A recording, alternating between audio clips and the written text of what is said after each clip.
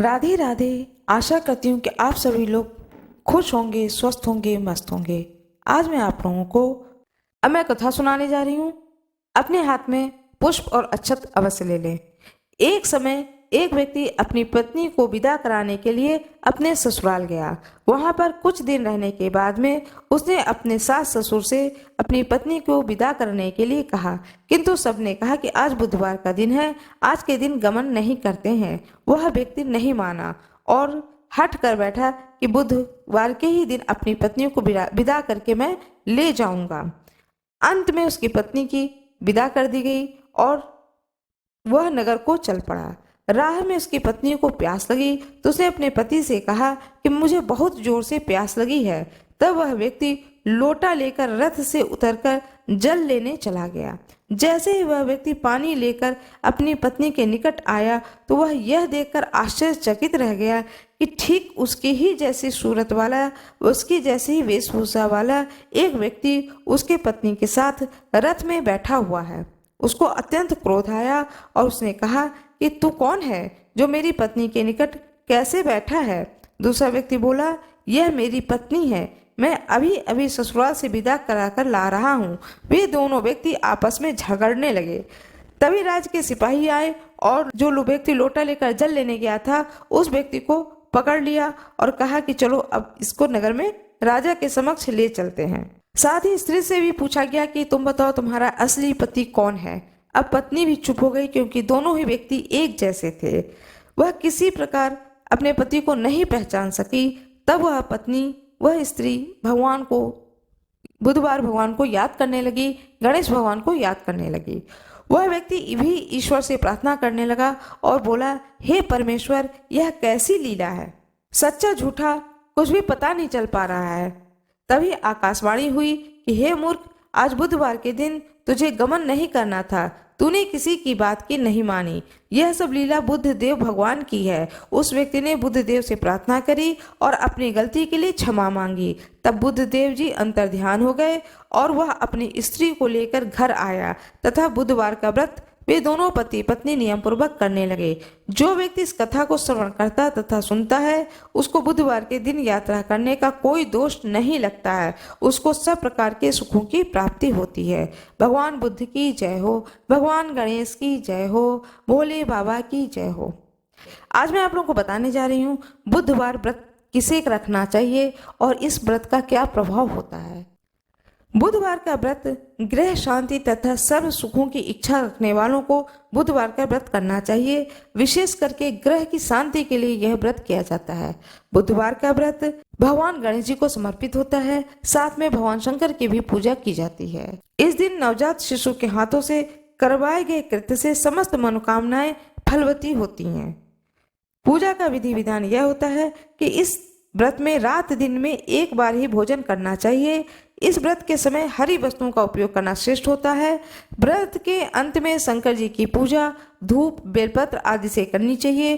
भगवान गणेश को दुर्वा चढ़ाना चाहिए और साथ ही बुधवार की कथा को सुनकर आरती के बाद प्रसाद देकर जाना चाहिए। बीच में ही नहीं चले जाना चाहिए। इस दिन उत्तर दिशा की यात्रा नहीं करनी चाहिए। 8वें वार की कथा सुनाने जा रही हूँ। कृपया मेरे वीडियो में अंत तक बने रहिएगा। वीडियो पसंद आए तो कृपया लाइक जरूर कर दीजिएगा, चैनल को सब्सक्राइब कर दीजिएगा, बेल आइकन दबाना ना भूलिएगा। एक गांव में एक माँ और बेटा रहते थे और बहू भी साथ में रहती थी। एक दिन माँ सुबह गंगा स्नान के लिए जा रही थी तो बहू से कह दी कि मेरे बेटे को सुबह रोटी दे देना। उसने कहा, ठीक है, मैं दे दूंगी। सुबह जब बेटा उठा तो बोला कि माँ, मुझे रोटी दो। यह सुनकर के उसकी पत्नी आई और बोली कि न तो तुम्हारी माँ है यहाँ और न ही रोटी, कुछ कमा कर लाओगे तो ही मैं रोटी दूंगी। वह बोला, भगवान, मैं तो कमाना ही नहीं जानता हूँ। लेकिन बहू नहीं मानी। उसने कहा, अच्छा, तुम 4 रोटी आम के अचार के साथ ही दे दो। बहू ने 4 रोटी बनाई और अपने पति को दे दी। वह रोटी लेकर के कुएं के मुंडेर पर आकर के बैठ गया और भगवान राम को याद करने लगा और भगवान श्री राम से कहने लगा कि हे प्रभु राम, मुझे कमाना नहीं आता है, मैं कमाना नहीं जानता हूँ। बार बार उसके प्रार्थना करने पर भगवान श्री राम ब्राह्मण का वेश बना करके आ गए और कहने लगे कि तुम इतने उदास क्यों बैठे हो। वह बोला, मेरी पत्नी ने कहा है कि जब तक कि तुम कमाकर कुछ लाओगे नहीं तो रोटी भी नहीं मिलेगी, लेकिन मैं तो कमाना जानता ही नहीं हूँ। भगवान बोले, मैं भी कमाना नहीं जानता हूँ, लेकिन मैं आठों वार के नाम को जानता हूँ, इससे तुम्हारे घर में अटूट भंडार भर जाएंगे। भगवान श्री राम बोले कि तुम चावल के दाने ले लेना और पानी की घंटी ले लेना। जो बर्तन ढके हुए हैं उनका मुंह खोल देना। जो घर के बर्तन उल्टे पड़े हैं उन्हें सीधा कर देना। भगवान के रूप में ब्राह्मण ने कथा कही और उसने सुनी। रविवार, सोमवार, मंगलवार, बुधवार, बृहस्पतिवार, शुक्रवार, शनिवार, आठों वारों का आसरा भरियो, पीहर सासरा। इसके बाद उसके घर में अटूट भंडार होते चले गए। घर पहुंचा तो उसकी पत्नी ने पूछा कि क्या लाए हो। उसने कहा कि आठों वारों का नाम लाया हूँ। पत्नी ने सोचा चलो कुछ तो लाया है। पति फिर बोला कि चावल के दाने और पानी की घंटी ले आओ। जो औंधे मुंह पड़े हैं बर्तन उन्हें सीधा कर दो। जो ढके हुए रखे बर्तन उनका मुंह खोल दो। पत्नी ने ऐसा ही किया। फिर पति ने कही कि आओ और कथा को सुनो। पत्नी ने सुनी। रविवार, सोमवार, मंगलवार, बुधवार, बृहस्पतिवार, शुक्रवार, शनिवार, आठों वारों का आसरा भरियो, पीहर सासरा और अटूट भंडार भरते चलियो। इस प्रकार पति ने कथा कहते समय कही। इस प्रकार से उसके घर में अटूट भंडार भरने लगे। अपनी पत्नी से एक दिन उसने कहा कि मैं अपनी बेटी से मिलने जा रहा हूँ। फटे से कपड़े पहन बेटी के यहाँ गया तो बच्चे बोले कि नाना आए हैं, नाना आए हैं। बेटी बोली कि नाना आए हैं तो क्या लाए हैं। 2 दिन की मुफ्त रोटियां तोड़ने आए हैं। बेचारा सोचने लगा कि गरीबी सब कुछ कहला देती है मुख से। पिता ने बेटी से कहा कि बेटी मेरी आठों वार की कहानी सुन लो। बेटी ने जवाब दिया कि पिताजी मेरा मुंह जूठा हो गया है, मैंने खा लिया है। तो पिता भूखे ही सो गए। अगले दिन बेटी को पिता पर तरस आ गया और कहती है कि पिताजी आप अपनी कहानी सुनाओ। पिताजी बोले कि चावल का दाने ला, पानी की घंटी ला। जो औंधे मुंह पड़े हैं बर्तन उन्हें सीधा कर। जो ढके हैं उनका मुंह खोल दे। पिता ने कही, बेटी ने सुनी। रविवार, सोमवार, मंगलवार, बुधवार, बृहस्पतिवार, शुक्रवार, शनिवार, आठों वारों का आसरा भरियो, पीहर सासरा और अटूट भंडार भरते चले। इस प्रकार से बेटी के घर में भंडार भरने लगे। बेटी टोकरे भर भर करके बांटने लगी। बेटी की पड़ोसनों ने कहा कि तुम तो कहती थी कि तुम्हारे पिता कुछ भी लेकर नहीं आए, वो तो इतना सामान लाए हैं कि तुम बांट रही हो। ये कहाँ से आया है। बेटी ने कहा कि मेरे पिता तो खाली हाथ ही आए थे, ये तो आठों वारों की कहानी का फल है। पड़ोसन बोली कि अपने पिता से कहो कि वह हमें भी आठों वारों की कथा सुना दें। फिर पिता ने कहा कि आज तो मेरा मुंह जूठा हो गया है, लेकिन कल मैं कहानी जरूर सुना दूंगा। दूसरे दिन पिता ने बेटी की पड़ोसनों को भी आठों वारों की कहानी सुनाई, जिससे उनके घर में भी अटूट भंडार हो गए। जैसे भगवान के वेश में ब्राह्मण की आठों वारों की कहानी सुनने से सबके घर में भंडार भर गए, उसी तरह से कहानी कहने वाले और सुनने वाले के भी भंडार भर जाएं। भगवान श्री राम की जय हो। ब्राह्मण देवता की जय हो। माँ गंगा की जय हो। जय श्री कृष्ण। भगवान विष्णु और माता लक्ष्मी की कृपा आप पर और आपके पूरे परिवार पर सदा सर्वदा बनी रहे। आज मैं आप लोगों को कथा सुनाने जा रही हूँ श्री कृष्ण जन्माष्टमी की। भाद्रपद कृष्ण पक्ष की अष्टमी को जन्माष्टमी का त्योहार मनाया जाता है। इस तिथि को रात के 12 बजे मथुरा के राज्य में कंस की जेल में वासुदेव जी की पत्नी देवी देवकी के गर्भ से भगवान श्री कृष्ण का जन्म हुआ था। इस तिथि को रोहिणी नक्षत्र का विशेष महत्व है। इस दिन देश के समस्त मंदिरों में झांकियां सजाई जाती हैं। भगवान कृष्ण का श्रृंगार करके झूला झुलाया जाता है। स्त्री पुरुष रात के 12 बजे तक व्रत रखते हैं। रात को 12 बजे शंख तथा घंटों की आवाज से श्री कृष्ण के जन्म की खबर चारों दिशाओं में गूंज उठती है। भगवान कृष्ण की आरती उतारी जाती है और प्रसाद वितरण किया जाता है। प्रसाद ग्रहण करके व्रत को खोला जाता है। श्री कृष्ण जन्माष्टमी की कथा। द्वापर युग में पृथ्वी पर राक्षसों के अत्याचार बढ़ने लगे। पृथ्वी गाय का रूप धारण कर अपनी कथा सुनाने के लिए तथा अपने उद्धार के लिए ब्रह्मा जी के पास गई। ब्रह्मा जी ने सभी देवताओं को साथ लेकर पृथ्वी को विष्णु के पास क्षीर सागर में ले गए। उस समय भगवान विष्णु अनंत शैया पर शयन कर रहे थे। स्तुति करने पर भगवान की निद्रा भंग हो गई। भगवान ने ब्रह्मा एवं समस्त देवताओं को देखकर उनके आने का कारण पूछा तो पृथ्वी बोली, भगवान, मैं पाप के बोझ से दबी जा रही हूँ, मेरा उद्धार कीजिए। यह सुनकर विष्णु भगवान बोले, मैं ब्रजमंडल में वासुदेव देवकी के गर्भ से जन्म लूंगा। तुम सब देवतागण ब्रजभूमि में जाकर यादव वंश में अपना शरीर धारण करो। इतना कहकर भगवान अंतर्ध्यान हो गए। इसके पश्चात देवता ब्रजमंडल में आकर यदुकुल में नंद यशोदा तथा गोप गोपियों के रूप में पैदा हुए।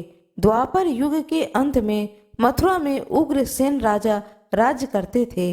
उग्रसेन के पुत्र का नाम था कंस। कंस ने उग्रसेन को बलपूर्वक सिंहासन से उतारकर जेल में डाल दिया और स्वयं राजा बन गया। कंस की बहन देवकी का विवाह यादव कुल में वासुदेव के साथ निश्चित हो गया। जब कंस देवकी को विदा कराने के लिए रथ के साथ जा रहे थे तो आकाशवाणी हुई, हे कंस, जिस देवकी को तू बड़े प्रेम से विदा कर रहा है उसका 8वां पुत्र ही तेरा संहार करेगा। आकाशवाणी को सुनकर के कंस को क्रोध आ गया। क्रोध में भरकर देवकी को मारने के लिए तैयार हो गया। उसने सोचा, न देवकी होगी न उसका कोई पुत्र होगा। वासुदेव ने कंस को समझाया कि तुम्हें देवकी से तो कोई भय नहीं है, देवकी की 8वीं संतान से तुम्हें भय है, इसलिए मैं इसका 8वां संतान तुमको दे दूंगा। तुम्हारे समझ में जो आए उसके साथ वैसा व्यवहार करना। कंस ने वासुदेव जी की बात को स्वीकार कर ली और वासुदेव जी को कारागार में बंद कर दिया। तत्काल नारद जी वहां आ गए और कंस से बोले, यह कैसे पता चलेगा कि 8वां गर्भ कौन सा है? गिनती प्रथम या अंतिम गर्भ से शुरू होगी। कंस ने नारद जी के परामर्श से देवकी के गर्भ से उत्पन्न होने वाले समस्त बालकों को मारने का निश्चय किया। इस प्रकार एक एक करके कंस ने देवकी के 7 बालकों को निर्दयता पूर्वक मार डाला। भाद्रपद कृष्ण पक्ष की अष्टमी को रोहिणी नक्षत्र में श्री कृष्ण भगवान का जन्म हुआ। उनके जन्म लेते ही जेल के अंदर प्रकाश फैल गया। वासुदेव देवकी के सामने शंख, चक्र एवं पद्मधारी चतुर्भुज भगवान ने अपना रूप प्रकट कर कहा कि अब मैं बालक का रूप धारण करता हूँ, तुम मुझे तत्काल गोकुल में नंद के यहाँ पहुँचा दो और उनके यहाँ अभी अभी जन्मी हुई कन्या को लाकर कंस को दो। तत्काल वासुदेव जी की हथकड़ी खुल गई, दरवाजे अपने आप खुल गए, पहरेदार सो गए। वासुदेव जी कृष्ण को सूप में रखकर गोकुल को चल दिए। रास्ते में श्री कृष्ण के चरणों को स्पर्श करने के लिए यमुना जी बढ़ने लगीं। भगवान ने अपने पैर लटका दिए। चरण छूने के बाद यमुना जी घट गईं। वासुदेव यमुना पार कर गोकुल में नंद के यहाँ गए। बालक कृष्ण को यशोदा जी के बगल में सुलाकर कन्या को लेकर वापस कारागार में आ गए। जेल के दरवाजे पूर्ववत बंद हो गए। वासुदेव जी के हाथों में हथकड़ियां पड़ गईं। पहरेदार जाग गए। कन्या के रोने पर कंस को खबर दी गई। कंस ने कारागार में आकर कन्या को लेकर पत्थर पर पटककर मारना चाहा। पर वह कंस के हाथ से छूटकर आकाश में उड़ गई और देवी का रूप धारण कर बोली, हे कंस, मुझे मारने से क्या लाभ? तुझे मारने वाला तो गोकुल में पहुंच चुका है। यह दृश्य देखकर कंस हतप्रभ और व्याकुल हो गया। कंस ने श्री कृष्ण को मारने के लिए अनेक दैत्य भेजे। श्री कृष्ण ने अपनी अलौकिक लीला से सारे दैत्यों को मार डाला। बड़े होने पर कंस को मारकर उग्रसेन को राजगद्दी पर बिठाया। तभी से श्री कृष्ण की जन्मतिथि को सारे देश में बड़े हर्ष उल्लास से मनाया जाता है। बोलिए भगवान श्री कृष्ण की जय हो, भगवान विष्णु की जय हो, माता लक्ष्मी की जय हो, राधा रानी की जय हो। मेरा यह वीडियो कैसा लगा कृपया कमेंट बॉक्स में जरूर बताएं। राधे राधे कमेंट बॉक्स में जरूर लिख दें। वीडियो को लाइक करना ना भूलें। अब मैं आप लोगों को कथा सुनाने जा रही हूँ। एक साहूकार थे, उनके 7 बेटे थे। साहूकार ने एक तालाब बनवाया, लेकिन 12 वर्ष तक तालाब में पानी नहीं भरा। तब साहूकार बहुत परेशान हो गए। उन्होंने सोचा कि क्या बात है, मेरा यह तालाब क्यों नहीं भरता है। बहुत परेशान जब हो गए तब उन्होंने पंडितों को बुलवाया और उनसे पूछा कि क्या बात है, मेरा यह तालाब क्यों नहीं भरता है। तब पंडितों ने कहा कि आप बड़े बेटे की बलि दें, यह बड़े पोते की बलि चढ़ाने से तालाब भरेगा। साहूकार ने सोचा कि यह मैं कैसे करूं, कैसे मैं अपने बड़े बेटे को बलि दे दूं और किस तरह से अपने बड़े पोते का बलि दे दूं, और बलि देने के बाद में यह तालाब तभी भरेगा जब मैं बलि दूंगा। साहूकार बड़ा ही सोच में पड़ गया। फिर भी उसने अपने जी को कड़ा किया और कड़ा करने के बाद में उसे अपनी बड़ी बहू को पीहर भेज दिया। और जब बहू पीहर चली गई, पोते को उसने रोक लिया और रोकने के बाद में अपने बड़े पोते की बलि चढ़ा दी। जब बड़े पोते की बलि चढ़ गई तब घनघोर छटा आई और खूब बारिश हुई। जब खूब बारिश हुई तो तालाब भर गया। जब तालाब भर गया तब साहूकार अपनी पत्नी के साथ में उस तालाब को पूजा करने के लिए घर से निकले। जब घर से निकलने लगे तब साहूकार ने अपनी दासी से बोले कि गौवा धनुआ चने मोट, गौवा धनुआ उनका कहने का अर्थ था चने मोट को बना ले। साहूकार की गाय के बच्चे का नाम भी ग्यूला धनुआ था। उन्होंने उस दासी ने गाय के बच्चे को ग्यूला धनुआ समझ करके पका दिया। जब साहूकार और साहूकारनी गाजे बाजे के साथ तालाब में पूजा करने पहुंची तो वहां पर उन्होंने देखा कि यहाँ पर मेरा बेटे है, बहू है और साथ में वह पोता भी है जिसको उन्होंने बलि चढ़ा दी थी। साहूकार ने सोचा, मैंने तो अपने पोते की बलि चढ़ा दी है, तो यह मेरा पोता यहाँ पर कैसे आ गया। वह पास में जाकर देखा तो देखा कि मेरे पोता जो कि गोबर से बिल्कुल सना हुआ है, पूरे शरीर में उसके गोबर लिपटा हुआ है और वह भी पानी में तालाब में कूद रहा है जैसे सभी बच्चे तालाब के पानी में कूद रहे हैं। इसको देख करके साहूकार बहुत ही चकित हुआ, उसे बड़ा ही आश्चर्य हुआ। साहूकार ने सोचा कि मैंने तो पोते की बलि दे दी थी तब तालाब भरा, लेकिन गाय माता ने मेरी लाज रख ली और मेरे पोते को जीवित कर दिया और मुझे मेरा पोता वापस दे दिया। घर वापस आकर दासी से पूछा कि गाय का बच्चा कहाँ है। दासी बोली, आपने गेउला धनुआ को पकाने के लिए कहा था तो मैंने तो उसे पका दिया। तो साहूकार ने कहा कि पापनी, तूने यह क्या किया? अभी मैंने एक पाप उतारा है और तुमने दूसरा पाप चढ़ा दिया। बड़ी मुश्किल से मेरा पोता मुझे वापस मिला है। अब मैं गाय को क्या जवाब दूंगा? जब गाय वन से चरने को गई है, वन में जब चर करके घास चर करके वापस आएगी और जब अपने बच्चे को वह नहीं देखेगी तो मैं उसे क्या जवाब दूंगा। ऐसा सोच करके वह बहुत ही चिल्लाने लगा उस दासी के ऊपर। फिर साहूकार ने साहूकारनी दोनों उल्टे पड़ गए और सोचा कि अब गाय आएगी तो उसको क्या जवाब देंगे। पीछे साहूकार ने एक हंडिया में गाय के बच्चे को डालकर एक गड्ढे में दबा दिया। घर के पीछे ही उन्होंने गाय के बच्चे को दबा दिया। शाम को जंगल से जब गाय आई तो बच्चे को नहीं देख करके चिल्लाने लगी और हंडिया खोदने लगी। तब उसमें से उसका मिट्टी में लिपटा हुआ बच्चा निकला। तब किसी ने साहूकार से आकर कहा कि देखो, गाय का बच्चा जीवित है और वह अपने माँ के साथ में खड़ा है। साहूकार ने कहा, यह कैसे संभव है? गाय के बच्चा तो मर चुका था और उसे मैंने ही एक हांडी में करके घर के पीछे मिट्टी में दबा दिया है। तब उस व्यक्ति ने कहा, नहीं, तुम स्वयं उठो और चल करके देखो कि जो मैं बता रहा हूँ वह बात सत्य है या नहीं। साहूकार ने कहा कि ठीक है। फिर साहूकार उठा और वह घर के पीछे गया। वहां जाकर देखा गाय के बछड़ा गाय का दूध पी रहा है, और इस प्रकार से जब उसने अपनी आंखों से देखा साहूकार ने कि गाय का बच्चा जीवित है, और जीवित ही नहीं है, वह अपनी माँ के साथ खड़ा भी है, इस को देख करके साहूकार बहुत ही खुश हुआ, बहुत ही प्रफुल्लित हुआ, और उसने यही बात कही, जिस प्रकार से गाय माता ने मेरे घर के वंश की रक्षा की, मेरे पोते की रक्षा की, जिसका मैंने बलि चढ़ा दिया था उसे जीवित कर दिया, और उसके पुत्र भी जीवित हो गया, गाय का भी बछड़ा जीवित हो गया। इसी तरह से गाय माता हर उस पुत्र की रक्षा करे जिसकी माँ गाय की पूजा करती हैं, गाय की उपासना करती हैं। जिस तरह से मेरे घर में यह सुख के दिन लौटे, इसी प्रकार से सुख के दिन हर घर में लौटे। इस तरह से गाय बछारस की पूजा की जाती है, गाय बछारस की यह कथा सुनी जाती है, और कथा सुनने के बाद में भोजन ग्रहण किया जाता है। मेरा ये वीडियो कैसा लगा कृपया कमेंट बॉक्स में जरूर बताएं। वीडियो को लाइक करना ना भूलें, चैनल को सब्सक्राइब करें।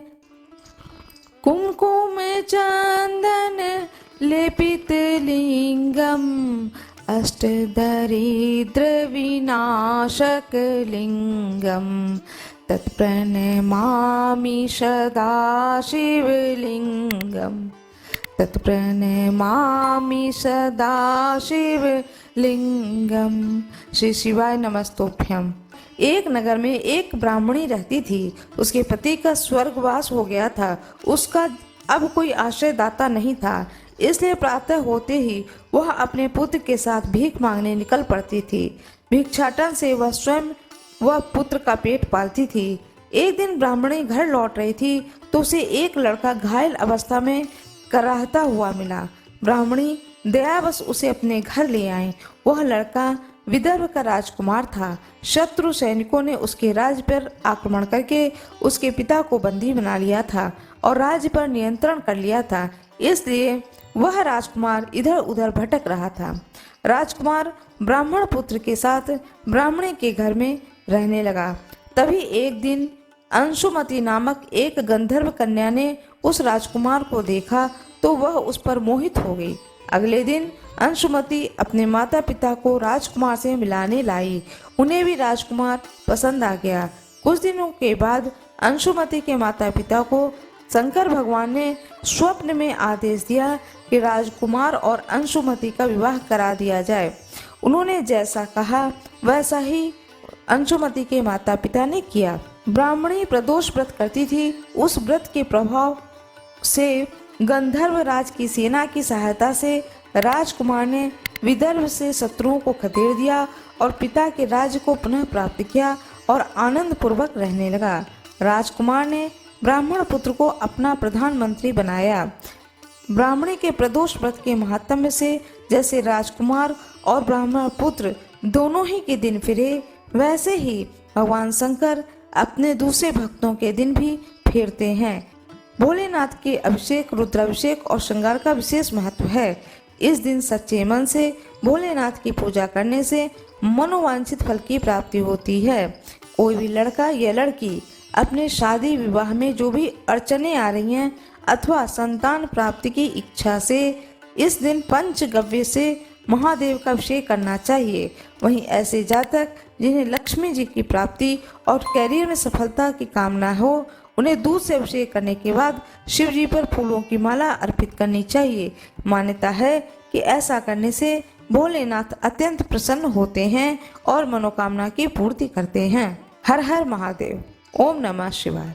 भगवान गणेश की जय हो, भोले बाबा की जय हो, माता पार्वती की जय हो। हर हर महादेव।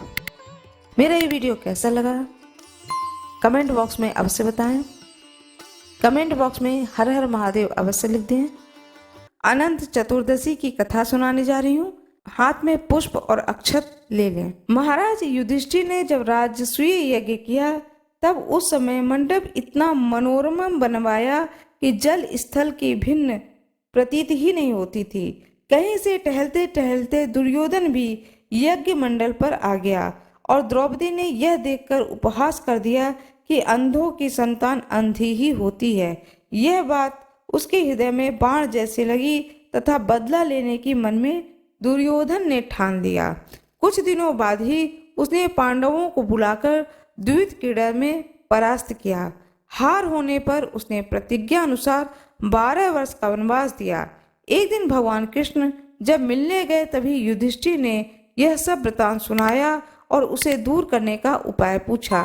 तब भगवान कृष्ण बोले कि विधि पूर्वक अनंत भगवान का व्रत करो, तुम्हारा खोया राज्य पुनः प्राप्त हो जाएगा। उसके बाद श्री कृष्ण ने कथा सुनाई। प्राचीन काल में एक सुमंत नामक ब्राह्मण के सुशीला नाम की एक कन्या थी। ब्राह्मण ने बड़ी होने पर उसका विवाह कौंडिल्य ऋषि के साथ कर दिया। कौंडिल्य ऋषि सुशीला को लेकर अपने आश्रम की ओर चले। रास्ते में ही संध्या हो गई। ऋषि नदी के किनारे संध्या करने लगे। सुशीला ने देखा कि वहीं पर बहुत सी स्त्रियां किसी देवता की पूजा कर रही हैं। तब उसने पास जाकर पूछा कि आप सब किसकी पूजा कर रही हैं। तभी सभी ने सुशीला को अनंत व्रत की महिमा बताई। सुशीला ने उसी व्रत का अनुष्ठान किया और 14 गांठे वाली डोरा हाथ में बांधकर ऋषि कौंडिल्य के पास आई। कौंडिल्य ने सुशीला के हाथ में बंधे डोरे का रहस्य पूछा। सुशीला ने जब हाल कह सुनाया, कौंडिल्य ऋषि ने डोरा तोड़कर अग्नि में डाल दिया। इससे भगवान अनंत का अत्यंत अपमान हुआ। परिणाम यह हुआ कि ऋषि सुखी न रह सके और उनकी धन दौलत समाप्त हो गई। तब उन्होंने सुशीला से इसका कारण पूछा तो सुशीला ने अनंत डोरे की याद दिलाई। कौंडिल्य ऋषि पश्चाताप करने लगे और पश्चाताप से उद्विग्न होकर डोरे के लिए वन को चले गए। वन में काफी दिनों तक घूमते घूमते वे एक दिन भूमि पर गिर पड़े। तब अनंत भगवान ने उन्हें दर्शन दिया और बोले कि हे कौंडिल्य, तुमने मेरा तिरस्कार किया था, तभी से तुम्हें इतना कष्ट भोगना पड़ा। ज्ञान हो गया हो तो अब घर जाकर अनंत का अनुष्ठान 14 वर्षों तक करो। इससे तुम्हारा दुख दारिद्र्य मिट जाएंगे तथा धन धान्य से संपन्न हो जाओगे। कौंडिल्य ने घर पर जाकर 14 वर्षों तक अनंत भगवान का व्रत एवं अनुष्ठान करा, जिससे कि वह सुखी व संपन्न हो गए। भगवान विष्णु की जय हो, माता लक्ष्मी की जय हो। एक बहुत ही रोचक कथा है रामायण में, जिससे पता चलता है कि भगवान विष्णु और भगवान शिव दोनों में कितना गहरा प्रेम संबंध है। भगवान विष्णु कितना आदर करते हैं, सम्मान करते हैं भगवान शंकर को, और जो कोई भी भगवान शंकर की पूजा करता है उससे भगवान विष्णु बहुत ही प्रसन्न होते हैं। जैसा कि आप सभी लोग जानते हैं, आपने भी सुना होगा कि नारद जी एक बार जाते हैं विष्णु लोक में और जाके भगवान विष्णु से कहते हैं कि हे नारायण, मैंने कामदेव को जीत लिया है। जब उनके इस शब्द को भगवान विष्णु सुनते हैं तो उन्हें लगता है कि मेरे भक्त को अभिमान हो गया है, और वह मन में सोचते हैं कि भक्त को अभिमान नहीं होना चाहिए, यह अच्छी बात नहीं है। ऐसा सोच करके वह नारद जी को कोई जवाब नहीं देते हैं। नारद जी बड़े खुशी भाव से विष्णु लोक से बाहर आ जाते हैं और मन में सोचते हैं कि देखो मैंने कामदेव को जीत लिया है। जैसे ही वह विष्णु लोक से बाहर आते हैं, देखते हैं बहुत ही सुंदर एक नगर है। वो मन में सोचते हैं मैंने इस नगर को तो पहले कभी नहीं देखा। देखते हैं बहुत ही सुंदर नगर है, राजा हैं, रानी हैं, राजकुमारी हैं, नगर के लोग हैं और वहां पर स्वयंवर की तैयारी हो रही है। फिर वो आते हैं लौट करके विष्णु भगवान के पास में और भगवान विष्णु से कहते हैं हे प्रभु, थोड़ी देर के लिए मुझे आप अपने चेहरा दे दो। भगवान विष्णु कहते हैं ठीक है, ले लो। अब जब भगवान विष्णु ने नारद जी को अपना चेहरा दिया तो नारद जी बहुत प्रसन्न होते हैं और भगवान विष्णु से कहते हैं जय विधि होय नाथ ही तुमोरा, करहु सुवेग दास मैं तोरा। भगवान विष्णु कहते हैं ठीक है, अब मैं तुम्हें आशीर्वाद देता हूँ, वचन देता हूँ, मेरा यह वचन मिथ्या नहीं जाएगा। भगवान विष्णु के इस आशीर्वाद को लेकर नारद जी चलते हैं वहां पर जहां पर कि स्वयंवर हो रहा होता है। वह इस चीज से बिल्कुल अनजान होते हैं कि मेरा चेहरा क्या हो गया है, और वो स्वयंवर वाले स्थान के पर पहुंचते हैं। जब वो पहुंचते हैं तो वहां पर दो द्वारपाल खड़े होते हैं। वो भगवान नारद भगवान का चेहरा देख करके बड़ी जोर से हंसते हैं, लेकिन नारद भगवान समझ नहीं पाते कि ये मुझे देख करके क्यों हंस रहे हैं। अब वहां पर पहुंचते हैं जहां पर दरबार लगी होती है। कन्या जो है वो स्वयंवर का वरमाला लेकर के वहां से निकल रही होती है। ये भी एक कुर्सी पर जाकर बैठ जाते हैं कि मैं इतना सुंदर दिख रहा हूँ तो ये तो मुझे वरमाला डालेगी ही, ऐसा विश्वास रख करके नारद जी वहां एक कुर्सी पे बैठे होते हैं। लेकिन ऐसा संजोग बनता है, वरमाला तो दूर की बात है, राजकुमारी उनकी ओर पलट के भी नहीं देखती हैं। और वो राजकुमारी ने एक राजकुमार के गले में वरमाला डाली और बहुत दुखी होकर के नारद जी वापस लौटते हैं। जब निकलने लगते हैं तो सोचते हैं कि मेरा चेहरा तो भगवान विष्णु जैसा चेहरा है, फिर ऐसा कैसे हो गया। तो पानी में अपना चेहरा देखते हैं तो देखते हैं अरे मेरा चेहरा तो बानर का चेहरा है। बस उनको तो बहुत ही क्रोध आ जाता है और वो भगवान विष्णु को देखते हैं कि भगवान विष्णु सामने से चले आ रहे हैं। भगवान विष्णु को बहुत सुनाते हैं, कहते हैं तुम पर किसी का हाथ तो है नहीं, जो चाहते हो सो करते हो। भगवान विष्णु शंकर भगवान को तुमने विष पिला दिया, मेरे साथ में मुझे ऐसा चेहरा दे दिया, तुम पर कैसे कोई विश्वास करेगा। सदा तुम छल और कपट का व्यवहार करते हो। विष्णु भगवान ने माया लोक से जो माया रची थी वह पूरी माया ही खींच लेते हैं। तब नारद जी को आभास होता है कि तह नहीं रमा न राजकुमारी, वह न तो कोई रमा है न कोई राजकुमारी है। और जो राजकुमारी स्वयंवर में खड़ी थी वो भगवान विष्णु के साथ में खड़ी स्वयं माता लक्ष्मी है। जब नारद जी इस चीज को देखते हैं तब उन्हें आभास होता है कि मुझसे तो बहुत भारी गलती हो गई और वह बहुत पश्चाताप करते हैं। भगवान विष्णु से बहुत क्षमा मांगते हैं। विष्णु भगवान ने कहा यह जो कुछ भी घटना घटी है यह मेरी इच्छा से घटी है, इसमें तुम्हारा कोई दोष नहीं है। फिर भी तुमने जो मुझे अपशब्द बोला है इसके लिए तुम इस पाप से मुक्त हो सकते हो। शंकर भगवान का सत नाम जाकर पढ़ो, भगवान शंकर का 100 नाम जाकर पढ़ो, तुम्हें इस पाप से मुक्ति मिल जाएगी। सोचने की बात है कि जिस पाप से मुक्ति इंसान को शंकर भगवान के 100 नाम पढ़ने से हो सकता है, तो क्या इस संसार में कोई भी चीज की प्राप्ति शंकर भगवान के नाम लेने से नहीं हो सकती है। इसे तो स्वयं भगवान विष्णु ने कहा है और ये कथा तुलसीदास जी ने रामचरितमानस में कही है। गणेश कथा अपने हाथ में अक्षत लें, पुष्प ले लें और कथा को बड़े ही भावपूर्वक सुने, कथा का रसपान करें। एक बार भगवान शिव तथा माता पार्वती नर्मदा नदी के किनारे बैठे थे। यहाँ माता पार्वती ने भगवान शिव से समय व्यतीत करने के लिए चौपड़ खेलने को कहा। शिव चौपड़ खेलने के लिए तैयार हो गए, परंतु इस खेल में हार जीत का फैसला कौन करेगा, यह प्रश्न उनके समक्ष उठा तो भगवान शिव ने कुछ दिन के एकत्रित कर उसका एक पुतला बनाकर उसकी प्राण प्रतिष्ठा कर दी और पुतले से कहा, बेटा हम चौपड़ खेलना चाहते हैं, परंतु हमारी हार जीत का फैसला करने वाला कोई नहीं है, इसलिए तुम बताना कि हम दोनों में से कौन हारा और कौन जीता। उसके बाद भगवान शिव और माता पार्वती का चौपड़ खेल शुरू हो गया। यह खेल 3 बार खेला गया और संयोग से तीनों बार माता पार्वती ही जीत गईं।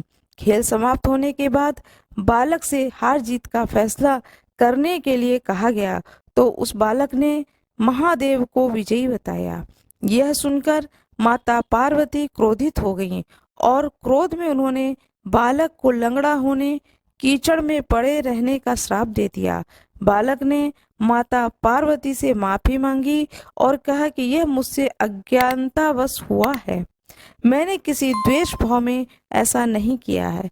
बालक द्वारा क्षमा मांगने पर माता ने कहा, यहाँ गणेश पूजन के लिए नाग कन्याएं आएंगी, उनके कहे अनुसार तुम गणेश व्रत करो, ऐसा करने से तुम मुझे प्राप्त करोगे।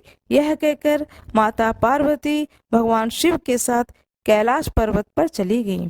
1 वर्ष के बाद उस स्थान पर नाग कन्याएं आईं।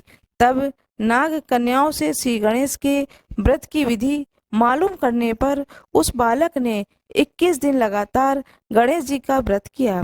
उसकी श्रद्धा से गणेश जी प्रसन्न हुए। उन्होंने बालक को मनोवांछित फल मांगने के लिए कहा। उस पर उस बालक ने कहा, हे विनायक, मुझ में इतनी शक्ति दीजिए कि मैं अपने पैरों से चलकर अपने माता पिता के साथ कैलाश पर्वत पर पहुंच सकूं और वे हम मुझे देख करके प्रसन्न हों। तब बालक को वरदान देकर श्री गणेश अंतर्ध्यान हो गए। इसके बाद वह बालक कैलाश पर्वत पर पहुंचा और कैलाश पर्वत पर पहुंचने की अपनी कथा उसने भगवान शिव को सुनाई। चौपड़ वाले दिन से माता पार्वती शिव जी से विमुख हो गई थीं। अतः देवी के रुष्ट होने पर भगवान शिव ने भी बालक के बताए अनुसार 21 दिनों तक श्री गणेश का व्रत किया। इस व्रत के प्रभाव से माता पार्वती के मन से भगवान शिव के लिए जो नाराजगी थी वह समाप्त हो गई। यह व्रत विधि भगवान शंकर ने माता पार्वती को बताई। यह सुनकर माता पार्वती के मन में भी अपने पुत्र कार्तिकेय से मिलने की इच्छा जागृत हुई। तब माता पार्वती ने भी 21 दिनों तक श्री गणेश का व्रत किया तथा दूर्वा फूल और लड्डुओं से गणेश जी की पूजा और अर्चना की। व्रत के 21वें दिन कार्तिकेय जी स्वयं माता पार्वती जी से मिलने आ गए। उस दिन से श्री गणेश चतुर्थी का यह व्रत समस्त मनोकामनाओं की पूर्ति करने वाला व्रत माना जाता है। इस व्रत को करने से मनुष्य के सारे कष्ट दूर होकर मनुष्य को समस्त सुख सुविधाएं प्राप्त होती हैं। भगवान गणेश की जय, भोलेनाथ की जय, पार्वती माता की जय, भगवान विष्णु की जय हो, माता लक्ष्मी की जय हो। बृहस्पतिवार की कथा मैं सुनाने जा रही हूँ। इस दिन बृहस्पतिवार को भगवान विष्णु जी की पूजा होती है और यह व्रत सुख और वैभव के लिए किया जाता है। पूजन का विधान इस प्रकार है। बृहस्पतिवार के दिन जो कोई भी व्रत करते हैं वह एक समय ही भोजन करते हैं। पीले वस्त्र को धारण करना चाहिए, पीले पुष्प को भगवान को चढ़ाना चाहिए, भोजन में चने की दाल होना चाहिए, नमक नहीं खाना है। इस दिन पुरुषों को बाल या दाढ़ी नहीं बनवानी चाहिए, स्त्रियों को बाल नहीं धोने चाहिए। पीले रंग के फूल का माला भगवान विष्णु को चढ़ाना चाहिए, पीले कपड़े भगवान विष्णु को चढ़ाना चाहिए, पीले चंदन से भगवान को तिलक करना चाहिए। पूजन के पश्चात कथा सुननी चाहिए। जो भी भोग लगाए उसमें चने की दाल हो, मुनक्का हो, गुड़ हो, यह भोग लगाया जाता है। इस व्रत के करने से बृहस्पति भगवान अति प्रसन्न होते हैं। धन तथा अन्न और विद्या व रूपवान पत्नी का लाभ होता है। स्त्रियों के लिए व्रत अति आवश्यक है। इस व्रत में केले का पूजन किया जाता है।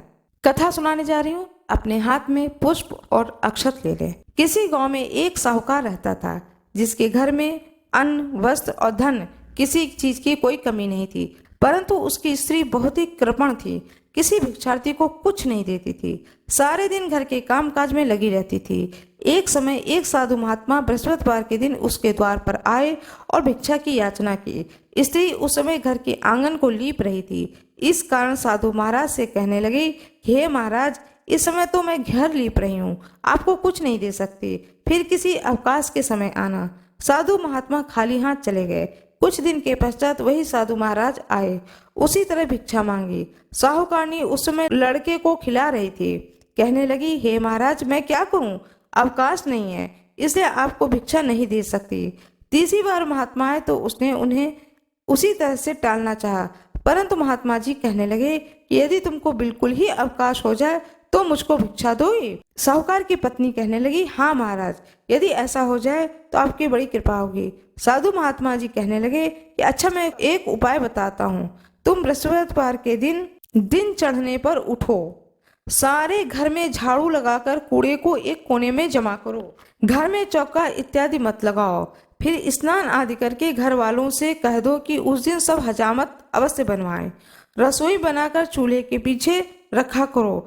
सामने कभी भी खाना बना करके चूल्हे के सामने नहीं रखना है, चूल्हे के पीछे खाना बना करके रखो।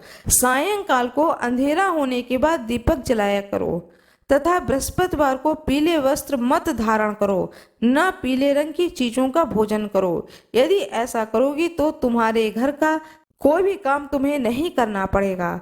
साहूकारनी ने कहा कि ठीक है महाराज, और उसने ऐसा ही किया। बृहस्पतिवार के दिन जब दिन चढ़ आया तब वह उठी, झाड़ू लगाकर कूड़े को घर में जमा कर दिया। पुरुषों ने हजामत बनवाई, भोजन बनवाकर चूल्हे के पीछे रख दिया। वह सब बृहस्पतिवार को ऐसा करती रही। अब कुछ काल बाद उसके घर में खाने को दाना न रहा। थोड़े दिनों में महात्मा फिर आए और भिक्षा मांगी, परंतु सेठानी ने कहा कि महाराज, मेरे घर में खाने को अन्न नहीं है, तो मैं आपको क्या दे सकती हूँ। तब महात्मा ने कहा कि जब तुम्हारे घर में सब कुछ था तब भी तुम कुछ नहीं देती थी, अब पूरा पूरा अवकाश है तब भी कुछ नहीं दे रही हो, तुम क्या चाहती हो। तो वह बोली। तब सेठानी ने हाथ जोड़कर प्रार्थना की कि महाराज, अब कोई ऐसा उपाय बताओ कि मेरे पहले जैसे धन धन मेरे घर में भर जाएं। अब मैं प्रतिज्ञा करती हूँ कि अवश्य ही जैसा आप कहेंगे वैसा ही करूंगी। तब महात्मा जी ने कहा कि बृहस्पतिवार को प्रातः काल उठकर स्नान आदि से निवृत्त होकर घर को गौ के गोबर से लीपो तथा घर के पुरुष हजामत ना बनवाएं, भूखों को अन्न जल देती रहना, ठीक सायंकाल दीपक जलाओ। यदि ऐसा करोगी तो तुम्हारी सब मनोकामनाएं भगवान बृहस्पति जी की कृपा से पूर्ण होंगी। सेठानी ने ऐसा ही किया और उसके घर में धन धन वैसा ही भर गया जैसे पहले था। इस प्रकार बृहस्पति भगवान की कथा से अनेक प्रकार के सुख भोगकर दीर्घ काल तक जीवित रही। भगवान बृहस्पति की जय हो, महात्मा जी की जय हो। अब मैं दूसरी कथा सुनाने जा रही हूँ। जो आपके हाथ में पुष्प है, चावल है, उसे भगवान बृहस्पति भगवान के सामने, प्रतिमा के सामने अर्पित कर दें। लक्ष्मी माता की जय हो, भगवान विष्णु की जय हो। मेरा यह वीडियो कैसा लगा कृपया कमेंट बॉक्स में जरूर बताएं। वीडियो को लाइक जरूर कर दें। कृपया वीडियो को सब्सक्राइब जरूर कर दें। बेल आइकन दबाना न भूलें। जो कोई भी इस वीडियो पर नए हों वीडियो को लाइक जरूर करें। धन्यवाद।